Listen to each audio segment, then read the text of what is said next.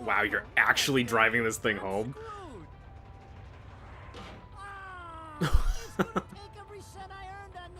I stand by what I said. I tell you what, if I could see them bastards that did this to my car, forget about it. Oh my god, that voice. The road. Pay attention. How can you be so calm? You're still getting screwed in all this too. Of all the low-life scum in too deep in this town, I've never seen one get wrapped up in a fight with God's messengers. Jeez.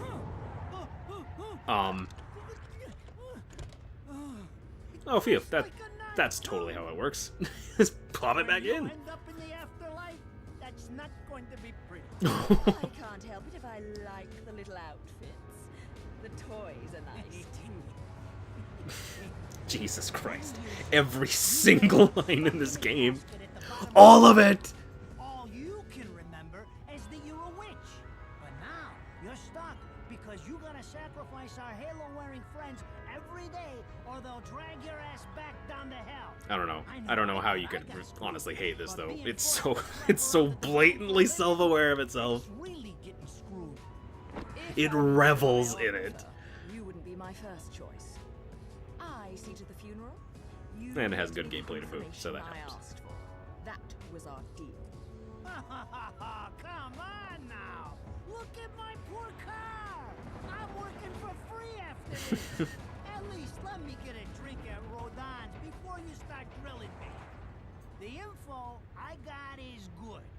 It's gonna get you close to finding the other stone in the pair and figuring out some of that lost past of yours. I swear. Thank you for the exposition dump, Enzo. Just fill us in, please. On just what the hell is going on. After jewels instead of cash, just like a girl. Jesus, can't you take a joke?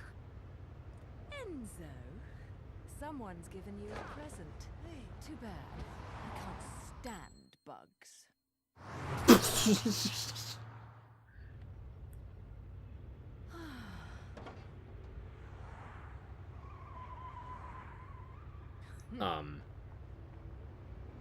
I got a bad feeling about that.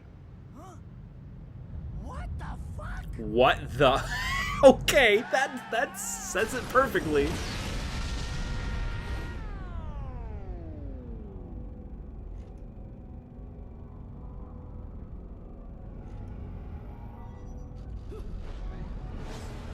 Wee.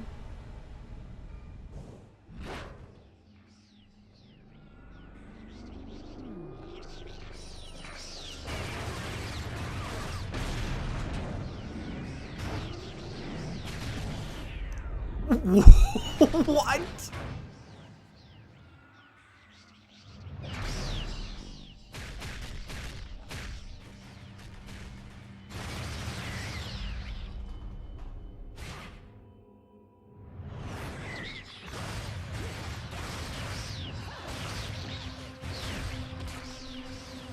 Damn, she's got moves. Not as good as me, though, but yeah, at least she's trying.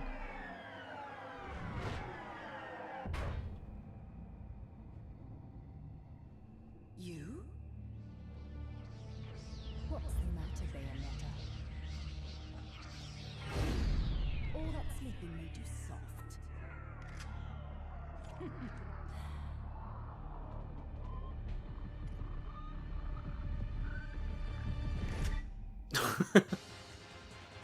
Bring it on.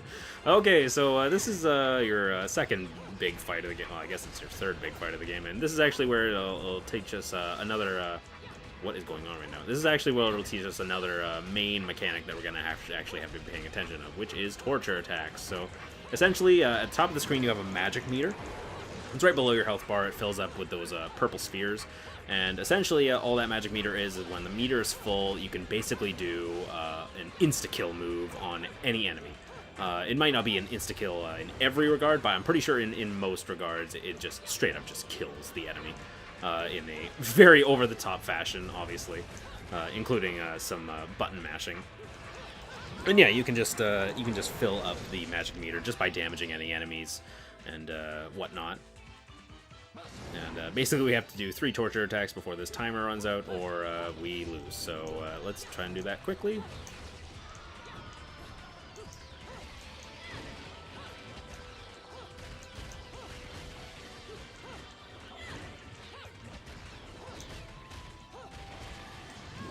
There we go. And done. That's surprisingly hard when you first start the game to actually do that in the time, because it starts ticking down really fast towards the end.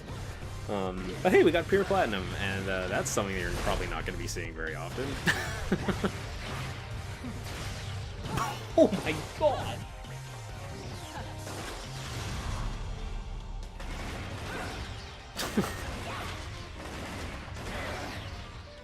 These two completely steal the show when they're on screen together. It is glorious.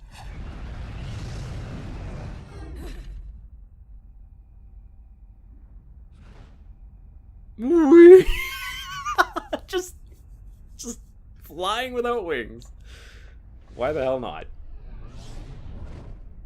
Oh, hey Enzo. I don't think the car can take much more. Can you be a little careful with it?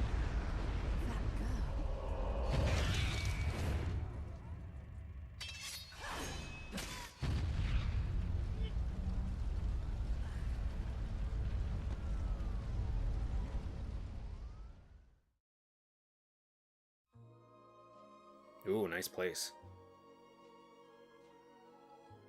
Love the name of that the name of the place too. Those assholes sure know how to get attention. Even perk the ears of the hotheads down home. You don't say. It's getting harder and harder to tell the worlds apart. Human world. Inferno. Paradiso. Who can tell the difference? Even harder with Purgatorio in the middle. Fight long enough in there and you'll really lose sight. Why the sudden interest in metaphysics? It's a balance, right? Even if some of them like messing around with the humans, we've all got a stake in the status quo. But people keep fucking around like this, the Book of Revelations is gonna look like Mother Goose. Heaven and hell are gonna go straight for each other's throats. Heaven and hell can tear each other to pieces for all I care. I've got my own problems to worry about. Something's up. Everything was a bit too brazen, and Enzo's tip makes the timing too perfect. This reeks of a setup. Someone in one of those lost memories. Oh, damn. Nice. I got a little present for you. These babies are special.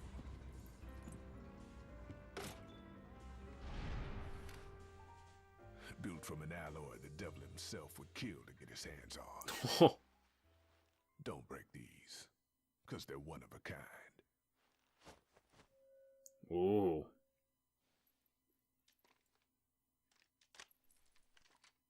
Now I see what she meant about how kind of crappy the other guns she was using in the beginning were.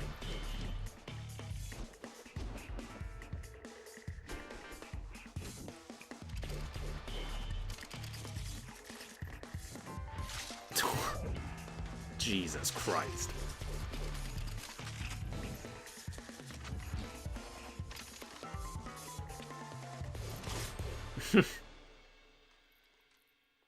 Calling me out? I don't go in for strange offers. Then again, I'm getting a little tired of these weaklings they keep throwing at me. Oh, don't worry, this game's gonna kick my ass eventually. High class.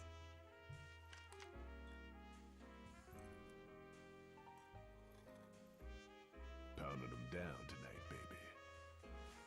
Not to butt into your affairs, but I'm pretty sure you got somewhere better to be.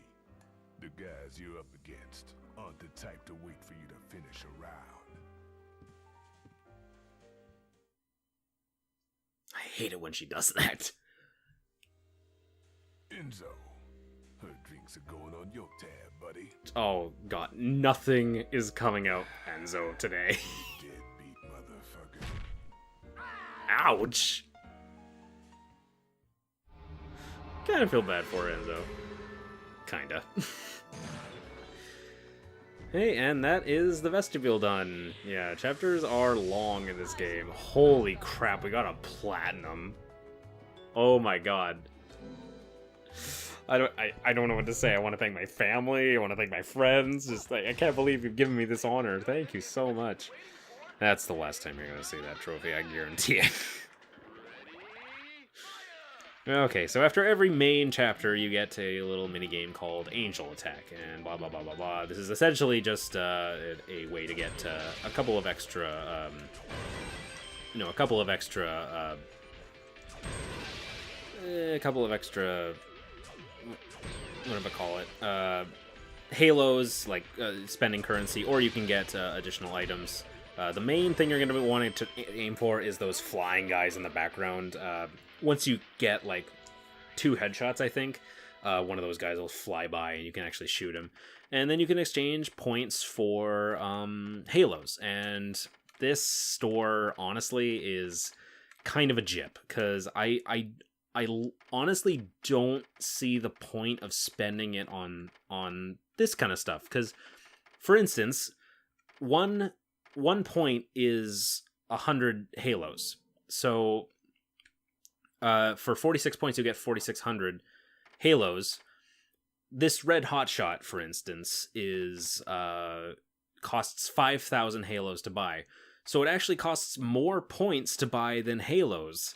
So I don't really understand the point of this store. Like, you might as well just take the halos, because halos are way more useful than these individual items. So I don't know. Kind of no point to it, but hey, at least you get free halos at the end of every chapter. Not that there's that much to buy in this game, to be totally honest. Okay, back to the main chapter menu. Let's just give our game a quick save, because I don't believe this game has any auto-saving. Once you leave the game, that's as far as you can go. Thankfully, you have like up to 30 save files if we really needed it, but I'm pretty sure we'll be fine. As for the sub-menu, actual loading, oops. As for the costume changes, you can actually, again, this is an exclusive to the Switch and Wii U versions of the game. You can equip costumes from different Nintendo properties, and they'll actually change some of the properties of your attacks. Like your Wicked Weave attacks, which you'll soon see, are chain chomps when you have Princess Peach. Or, no, they're not chain chomps. They're Bowser fists, actually, which is really cool. Bayonetta with a Link outfit gets the sword weapon which we'll be getting later, and so on and so forth. And it's pretty cool. Pretty cool, honestly. Definitely a fun incentive for those who had already bought the game to pick it up again just for those brand new costumes. And yeah, let's just get right into it with the next chapter. So, I asked around, and some whale in Europe is trying to fence a huge rock on the black market. He calls it the Right Eye. Say it's part of some set called the Eyes of the World. Fits the bill of what you're after, don't it? Sounds like it. Now, here's the funny bit. The stone Chaos Emerald! For hundreds of years, vanishes, and then the black market goes white hot for the thing. But the seller wanted an arm and a leg for it, to the point no one could stomach the price. Jeez. So back goes the stone. On the black market, and it's too expensive. It must have been pretty crazy. Where the guy is. You're gonna enjoy doing this one, I bet. I love sticking it to the rich. Of course, when you do, don't forget your old buddy Enzo stuck his neck out on this one. Slide me a few fuzzoles out of the rich guy's pocket for my troubles, right? Anyways, you better get going before the trail gets cold. Off to the middle of nowhere. Paradise of Europe. Vigrid. Ooh.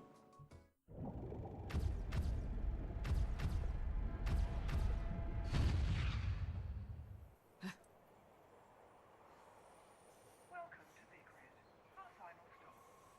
Entry visas are required of all travelers. Please submit your Vigrid issue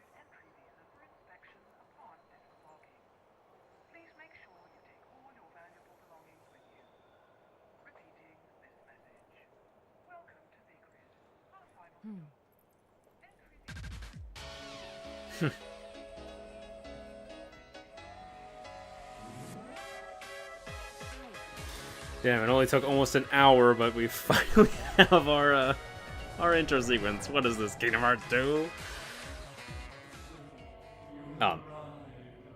How dare you shut off my funky music?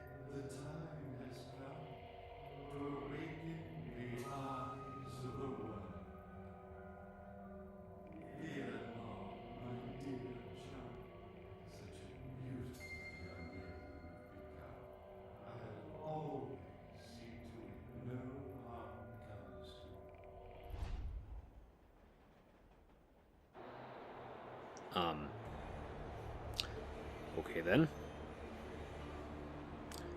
Still beat up about him interrupting the funky music, but hey, well, maybe we'll pay him back in about 10 hours. So,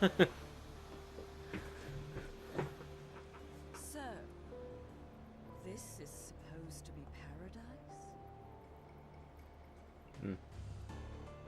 I don't know. Pretty dingy gray color palette. Who am I kidding? That's the entire game. Yeah, if there's one thing this game definitely took from the generation it came out on, which was the 360 PS3 generation, it's the complete lack of color, because this game loves the color gray and a lot of it. So don't get too excited for seeing any brightly colored levels, maybe here or there, but you're definitely looking at the dingy color palette of the whole game right here. Thankfully, that's one thing that Bayonetta 2 actually vastly improves on, because Bayonetta 2 uses a lot of color in a lot of its areas, which is a nice change of pace. Anyway, so this is Bayonetta. So the game we've been playing for like an hour. So throughout levels, you can actually do a little bit of light exploring. There's a lot of destructible things in the environment, and pretty much every single thing in the environment can be destroyed. Can drop some stuff. So it'll drop like halos. It'll drop some. Sometimes it'll even drop healing items, which is very, very useful. Unicorn horn, which we can use to fuse said items, because this game has a crafting system. What is this? A next generation style game? So that being said, I don't think there's actually anything up here, so we should probably get down. There we go. Thankfully, we don't have to worry about any fall damage. In fact, you actually damage on your fall, because as you saw, you actually do a bit of a slam attack that can actually damage enemies. So just in case you need to use that during combat. For some reason, I don't know if there's really any point where you're going to be high enough to actually do that attack. And yeah, inside Vigrid, inside the whole game rather, you're going to be seeing these doors everywhere. And basically these doors are kind of like doors that you need to attack to open. And once they've opened, they open for a brief moment and then close. So they're kind of just a one-way entrance. So once you, typically if you see those doors in your main path, that's pretty much the way to go. Also throughout the environment are hidden chests everywhere. Again, light exploration in this game. It's definitely a linear action game, but if you go off the beaten path, sometimes you'll find collectibles or sometimes even new weapons and stuff. In this case, we actually need to go down here to activate this key, and then we can kill these guys with said key. There we go. I love the idea that this key is actually something that you use to kill enemies. That's so ridiculous. Pure platinum? Pure platinum. Hey, that's 2 for 2 so far. We're going really good right now. We only have one more to go, and then the game's done. No, don't you worry. Oh, come on. Okay, freaking finally. Okay, so back in the clock tower opening of the game, you might have noticed that pretty much at the end of all of our big punches, big combos, we had basically a giant purple fist. That was insane. A giant purple fist would... Oh, I got hit. Darn it.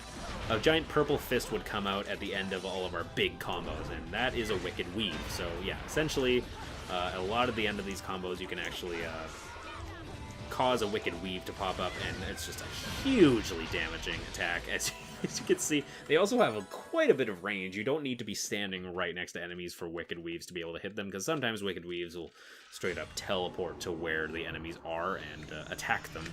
So obviously, to get through combat as much as possible, you're going to want to be dishing out a lot of Wicked Weave attacks. Which can only be done at the ends of specific combos. Using Wicked Weaves is actually something that is made easier in Bayonetta 2.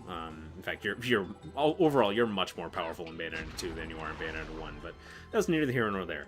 Another thing you're going to be seeing in the environment is miniature puzzles, like these ones right here. Essentially, you can activate these statues, and as soon as you activate the statue, it will shoot a lightning bolt at you, which you can use to activate Witch Time immediately. And there's nothing up here, right? No. Okay, maybe not that cheeky of a game. So yeah, using those, we can actually activate Witch Time, and once time slows down, we can do stuff like run on water. We can do we can run through those attack doors with ease, and just again light puzzle solving throughout the environments. Okay, back in seemingly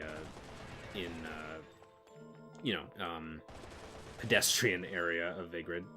Not that any of the pedestrians can see them, because they are actually, we're kind of in a different dimension right now than they are. It's probably not the best explanation in the world. I'm pretty sure the game will go into it more. This game has a ton of lore. In fact, we actually picked up a book a little earlier, and this game has lots and lots of lore.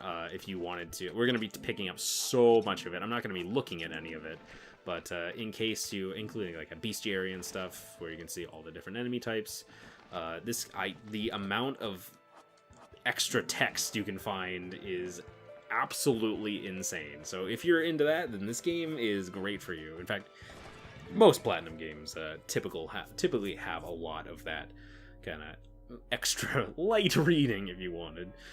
Heavy reading, rather. Oh god, it's the ghost of Rodin! I knew it. This town's teeming with heaven's little helpers. It's making my buddies downstairs awfully nervous. And your point is? Some places in this world are closer to Paradiso or Inferno. The rat hole of a town you and I live in is close to both. But the Vigridians, they got a special air about them. They're closer to Paradiso than anyone should ever be. And that shit just plain creeps me out. I guess I'm gonna have to set up shop here and score me some halos. These stupid rings are worth a fortune back home. Damn it, Eggman. Since it seems you're spoiling for a fight, if you come across any of these, bring them to me, and I'll hook you up. Oh, thank you. Another one looking to line his pockets. I'm beginning to see why Enzo is so fond of you. Real cute. But let's get one thing straight. Your fights are yours alone. I'm only here to watch my handiwork in action. Until Smash. Right ideas Or I'm here to about kick coming ass. for help. No, you get one thing straight.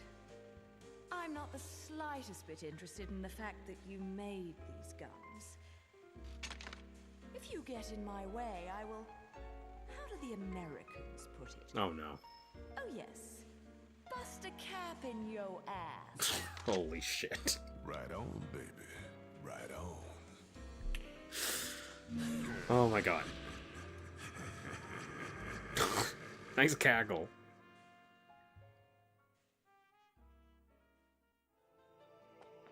Oh, I like how quickly it transitioned from gameplay right there.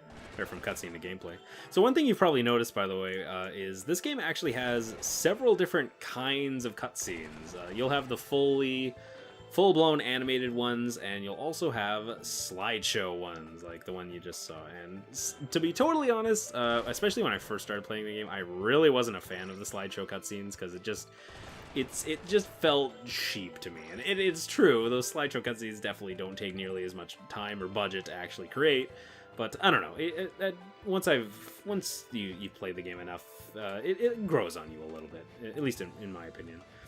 So here's what I was mentioning earlier with a bit of a light exploration element, because yeah, if we jump up here, we can actually find a piece of heart, essentially. A literal piece of heart. The game isn't even trying.